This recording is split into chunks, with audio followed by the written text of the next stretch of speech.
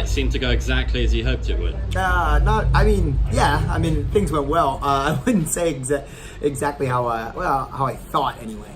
Definitely how I would have hoped. But yeah, man, I always kind of like put myself mentally in like an in-between state, like as far as like my expectations. I never want to believe that I'm going to fail, but I always want to believe that I'm going to succeed. But whenever I go into a fight or a grappling match, I always want to mentally put myself in a place where I believe I'm going to encounter adversity. I think it's very important because when you go into something thinking that like you're just going to walk on and kill it and there's going to be no problems, when you do encounter adversity, it can be a little unsettling. In many ways, it just certainly went the way that I hoped. I always hoped to just like have a dominant performance and come out unscathed. But at the same time, it's not exactly the way I thought it would go, because mentally I prepare myself like, oh man, I'm going to be in some really tough spots. I'm going to have to fight my way out, and then I'm going to come back and be able to beat my opponent. And luckily, I was just able to dominate today and didn't really have to overcome great amounts of adversity, mostly because of preparation, of course.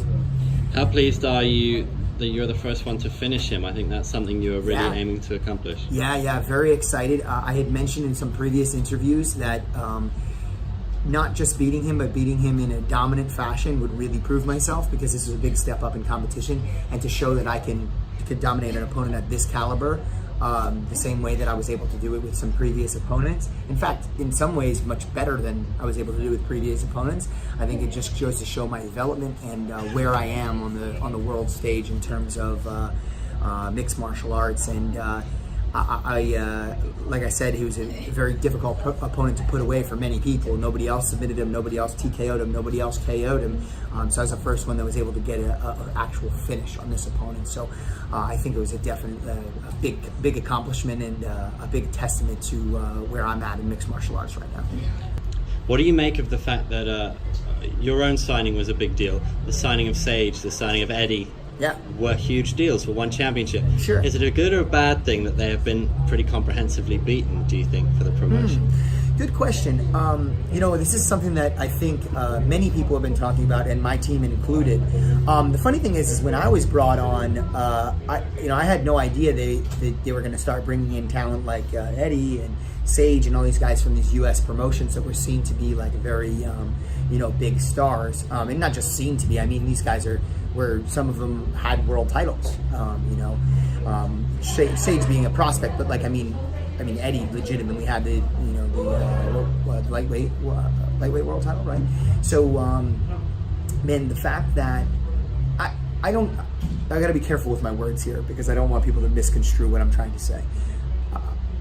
Because Eddie is technically a part of our team.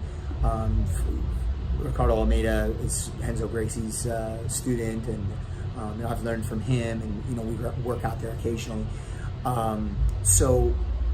Eddie is an extremely tough fighter and has many accomplishments. And for him to come into an organization like this and have a real tough time in his first fight, I think is a testament to the organization's depth and toughness, more so than I think maybe some of the UFC and USA fans might have originally predicted. I think even myself included, when some people look at my fights and they comment and things like that, of course, many of my fights, I had a 0-0 record when I first started, so they couldn't give me a killer, the absolute first fight. So it's a little different than Eddie's situation, which I'm sure they gave him a much tougher opponent than me. But even in my fights, it's that's a tomato can Gary, they're throwing Gary, or whatever the case may be. And I'm probably sure that they thought the same thing for Eddie Alvarez until they watched that fight, and then they're like, oh wow.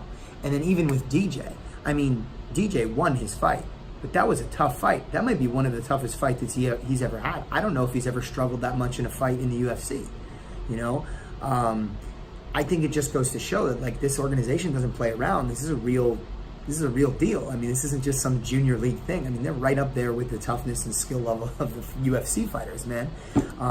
And man, I never really like to see people get hurt. But just moments ago, I just watched Sage get clipped first punch and get flattened out by an amazing striker. And it's like, man, there's a lot of great talent out here. For people to just ignore it just because it's going on the other side of the world, it's just crazy to me the way people think. Yeah, whatever. I mean, it's an Asian organization.